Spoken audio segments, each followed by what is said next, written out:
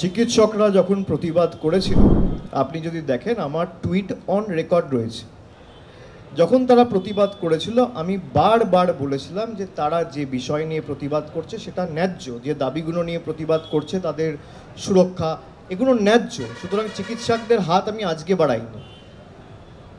সর্বস্তরের মানুষের সাথেই তৃণমূল কংগ্রেসের প্রত্যেকটা জনপ্রতিনিধির সুসম্পর্ক রয়েছে।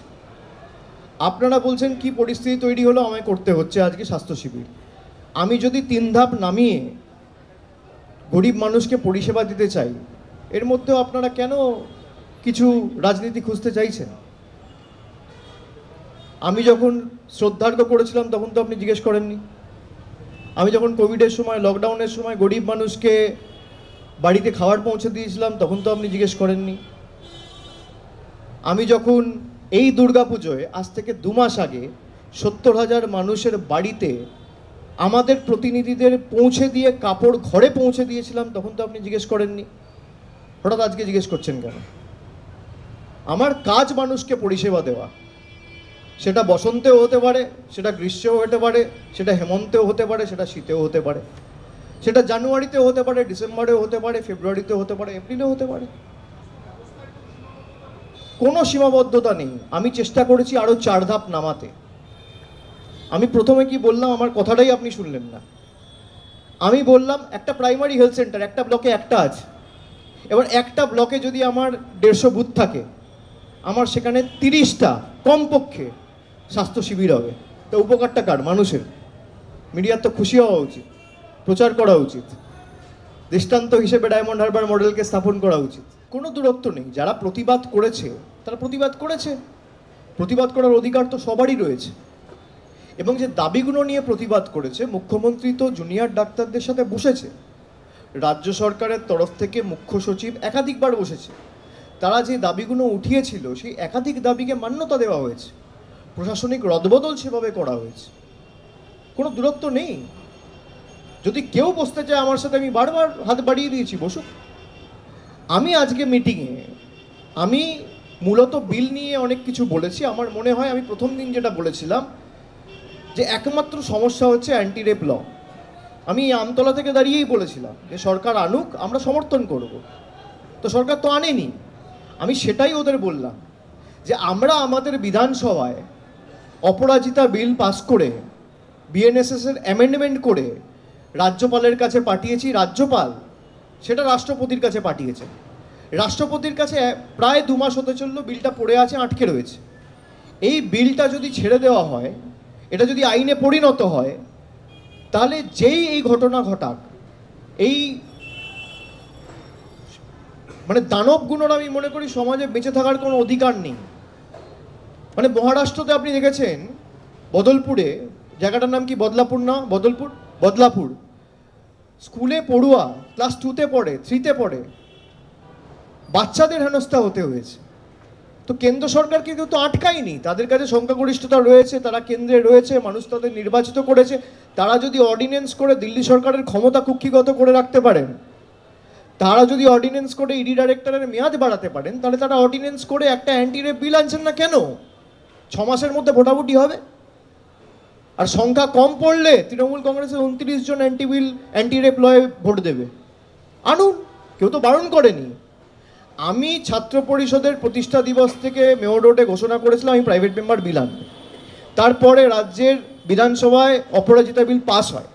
এই বিলটা কার্যকরী হলে আর প্রাইভেট মেম্বার বিল আনতে হবে না। আর যদি না হয় আমি প্রাইভেট মেম্বার বিল আনবো। কিন্তু প্রাইভেট মেম্বার বিলের অনেক বাধ্যবাধকতা থাকে। লটারি হয়, ওই সেশনে উঠবে কি উঠবে না আপনি জানেন না, তো আবার পরের সেশনে ট্রাই করতে হবে। তো সেটা 6 মাসও হতে পারে, 1 বছরও হতে পারে, 5 বছরও হতে পারে। ভাগ্যে ঝুলছে। লটারি করে চিটের মতো উঠবে, তারপর আপনার বিল নিয়ে আলোচনা আপনি সুযোগ পাবেন, মোশন মুভ করতে পারবেন, না তো পারবেন না। কিন্তু এটা হয়ে গেলে প্রাইভেট মেম্বার বিল লাগবে না। আমি সেটাই ওদের বিস্তারিত বলেছি। আগে তো শুরু করি, মানুষের কি প্রতিক্রিয়া দেখি। মানুষের প্রতিক্রিয়া ভালো হলে আমি নিশ্চিতভাবে জানাবো। এবং যেখানে যেখানে আমি মানুষের যা প্রতিক্রিয়া পেয়েছি, যদি কোথাও কোনো ইতিবাচক প্রতিক্রিয়া পেয়ে থাকি আমি জানিয়েছি। জায়গাটা নিয়ে বলতে পারি, সেখানে জনপ্রতিনিধিরা, আমার এখতিয়ার তো ক্রস করার আমার ঠিক না। সেখানে এমএলএ রয়েছে, জনপ্রতিনিধি রয়েছে, এমপি রয়েছে, তারা করুক। যদি কোনো অসুবিধা হয় আমাকে জানাবে, আপনার কাছে যদি সেরকম স্পেসিফিক কোনো কেস থাকে আপনি জানাবেন আমাকে। সেই মুখ্যমন্ত্রী বলেছেন তদন্ত পথে চলবে, তদন্ত পুলিশ করবে।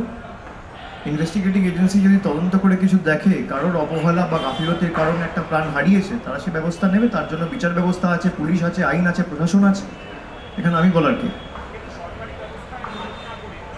আমি তো সেটাই বললাম, তার জন্য তদন্ত চলছে। সেই তদন্ত এগিয়ে নিয়ে যাওয়ার জন্য পুলিশ আছে, প্রশাসন আছে, রাজ্য সরকার আছে, বিচার ব্যবস্থা আছে। আমি কি বলতে পারি? বাংলাদেশে যা হচ্ছে সেটা তো রাজনীতির বিষয় নয়। এখানে তো বিজেপির অভ্যাস সব কিছু নিয়ে রাজনীতি করা। আরজিকর নিয়ে রাজনীতি করেছে, বাংলাদেশ নিয়ে রাজনীতি করছে। আরে বিজেপির সরকারই তো ক্ষমতায় কেন্দ্রে। এই বীরত্বটা দিল্লিতে গিয়ে দেখা। আমরা তো চাই যে বাংলাদেশে যে অনাচার চলছে তার বিরুদ্ধে ব্যবস্থা হোক, কিন্তু ব্যবস্থা তো মামাটি মানুষের সরকার বা পশ্চিমবঙ্গ সরকার নিতে পারবে না। আপনাকে তো সংবিধান মানতে হবে। সংবিধানের 3টে লিস্ট আছে, state list, union list, concurrence list. Union লিস্টে পড়ে এক্সটার্নাল অ্যাফেয়ার্স। কেন্দ্র সরকার যা সিদ্ধান্ত নেবে, আমি বারবার বলেছি, দলগতভাবে তৃণমূল কংগ্রেস সেই সিদ্ধান্তকে সমর্থন করবে। যে ঘটনা ঘটেছে সেটা নিন্দনীয় এবং দুর্ভাগ্যজনক, একেবারে সমর্থনযোগ্য নয়। যারা এখানে বীরত্ব দেখাচ্ছে তাদের তো উচিত দিল্লিতে গিয়ে বীরত্ব দেখানো। আর তা না হলে ইউনিয়ন থেকে বলে দিক, ভাই, যে কেন্দ্রীয় সরকার বলে দিক যে রাজ্যের সরকার ব্যবস্থা নিক, আমরা নেবো না।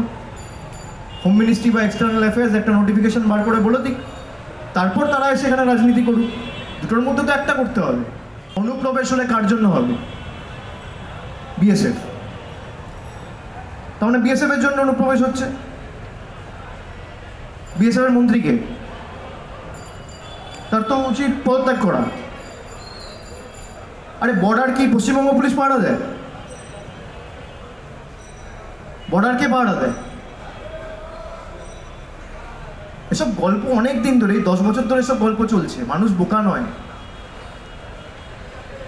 আমি পাহারাদার, আর আমার গাফিলতির কারণেই যদি অনুপ্রবেশ হয় তাহলে দায় তো আমার। এখানে পাহারাদার তো অমিত শাহ, কেন্দ্র সরকার, স্বরাষ্ট্রমন্ত্রী।